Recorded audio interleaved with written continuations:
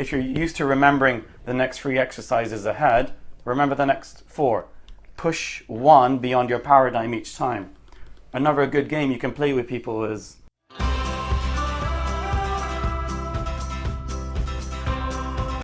I'm fascinated with this idea of brain plasticity, and that we can improve our cognitive ability, our ability to learn, to remember, to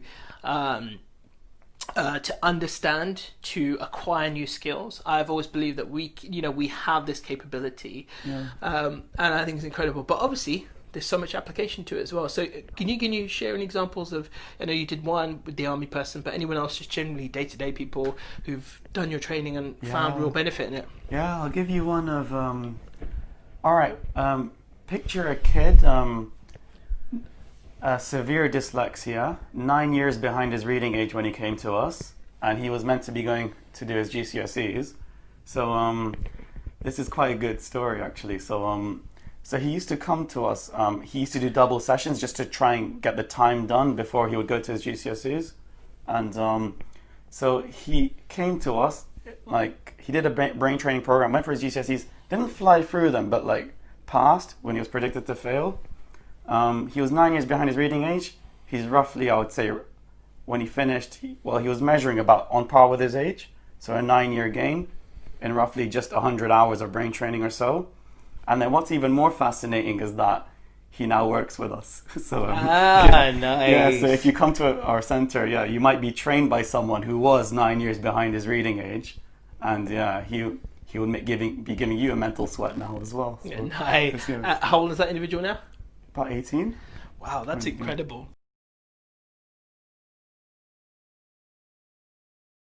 Yeah. What fascinates me about that story is that, there are people out there who may have the same condition as him, or they have a child or something who's got the same condition, who may be told, they're probably getting told by someone, oh, they're dyslexic, that's it.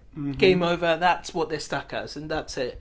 Yeah. Whereas it doesn't have to be the case. You can't, even if you have a learning difficulty, you can still make improvements. You may not be at a peer level intelligence, but you could still improve and improve your chances of, then, like you said, right, getting a job, improving your quality of life, how people can treat you different even as well.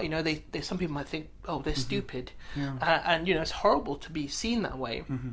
Trust me, I know. I mean, in some areas I may come across as intelligent, other areas I'm a complete wet rag. So I know what it feels like when people, think that you're stupid in some way, shape or form. It's not very nice. But, these people that have come to you have been given that chance, but there's probably loads out there who are still in that boat, who just think they're stuck.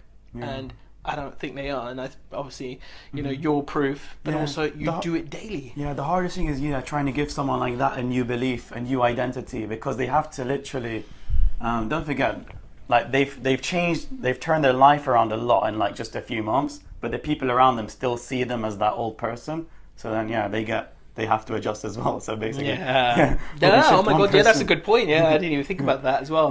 That's such a good point. Wow. So can you just give some of your examples of some of the tests you might do on a day-to-day basis? So someone like, they walk into your office, what's kind of like, how would you test them initially? Or in fact, not even initially, I think we sort of touched upon it, but how would you start the process then? Give an example of a test you would do to someone to help improve their memory, for example. Okay, so like a test is just, we see where you are. So like, we're like, okay, like what's your maximum hold on your short-term memory? So your working memory is basically the things that you can take in your current awareness. Let's say, I don't know, if you're at school and you're copying from the board, that's your working memory. Or if you're taking down a phone number, that's your working memory. So anything in your current awareness. And we also measure long-term memory. How we measure long-term memory in our centers is basically outside of your current awareness. So bringing something from outside the room into the room, if that makes sense. So long-term memory can even be measured as, something that happened an hour ago. Or, for example, if you're doing something and then something else comes up, but then, do you remember this? Are you able to retrieve it? It's that sort of measurement as well. Yeah. And when we measure memory, like, we're not asking, do you remember your 21st birthday? I'm sure you do, but I'm talking about more of the day-to-day stuff, like the important things, like how, like, are you losing phones, keys, wallets, like this sort of stuff, or if there's like an important task to do, does it just slip your mind? That's the sort of thing where we feel like, yeah, we definitely need to improve it, sort of thing. But we just give you like standardized tests basically to measure, yeah, short-term and long-term memory. And also all of the other skills make a kind of bottleneck effect on it. For example, if someone's attention is weak, that means their attention is weak. They couldn't focus enough to make it a memory, if you know what I mean. So a lot of your memory is also to do with the amount of attention you're paying in a given moment. For example, if a teacher is explaining something in school and it comes up on the test and like you were just sort of not really in the room at the time, it's not, yeah, so it could just be an attention problem as opposed to a memory problem. So we figure out what it is that actually is causing your day-to-day struggle. Wow. If that makes sense. Yeah, that's quite interesting. Yeah. Sorry, another example is someone's processing speed. For example, if you're in a lecture and the teacher is on, let's say, bullet point number 5, you're still processing bullet point number 2, that processing speed is going to hinder your learning as well. So it might just come out as, oh, okay, this guy doesn't remember stuff. So, but really, he didn't process the information fast enough in order to, you know, put the information into his knowledge bank to retrieve it for later.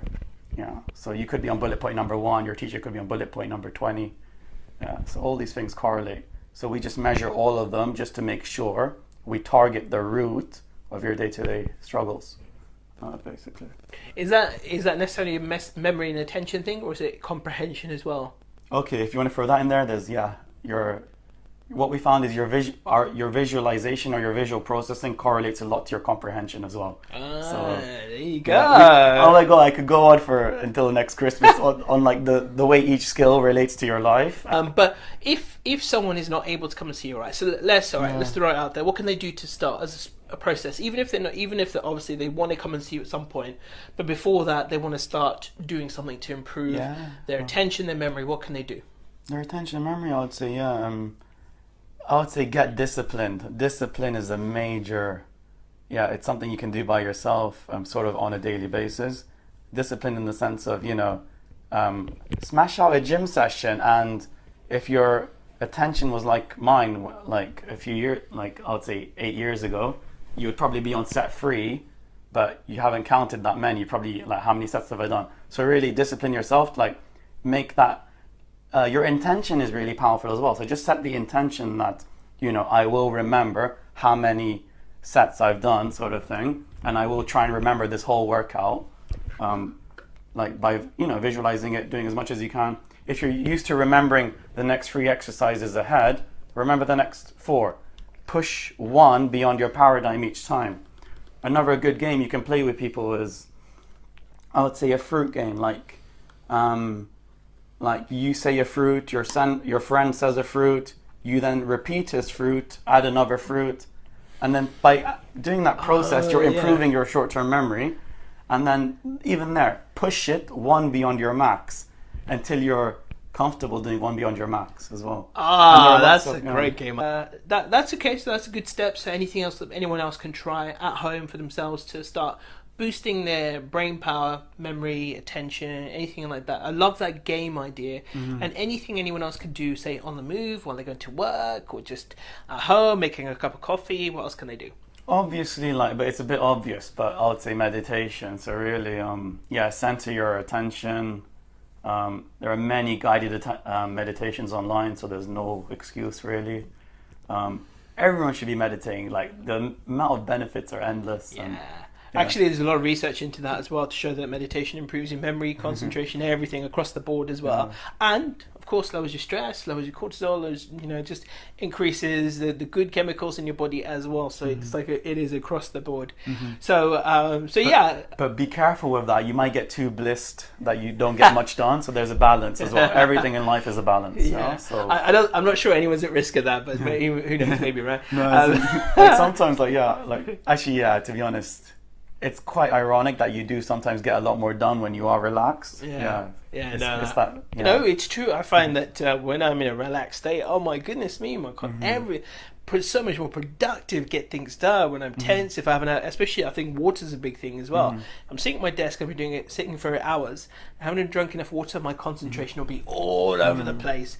Whereas if I've been regular with drinking water, then much better, not perfect, but much better. And I think that can make a big difference. So seriously, guys, relax, because like stress really it's a destroyer of your cognitive function. Absolutely.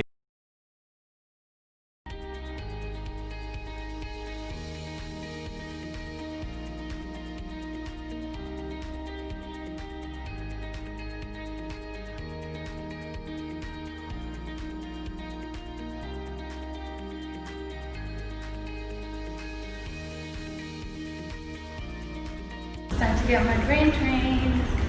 What's Shammi? You ready? Go. Yep. No worries, keep trying, we'll get it. Alright.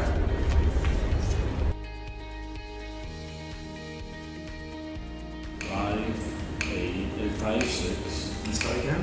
3, yeah. 5, 6. The things that I've seen that has improved at work is my ability to read. My reading speed has increased, and it's most likely due to the increase in my processing speed. 3, 4, 5, 8, 6, 9, 10, 11. Actually, now I'm handling, sometimes twice, sometimes 3 times as much work as I used to handle before training. And even then, it was really, for me, it was like a really stressful work. Work was like really, and now being able to juggle several things, several kind of work streams at once, and just calmly handling work has just been a huge benefit. 9, 10. Let's start again. 6, 10. 10, 5, 11, 6, 5, 3, 9, 11, 10. Yeah, so it's, if say I was at my grandma's or anything, she'd have, because she'll ask me to go get some things.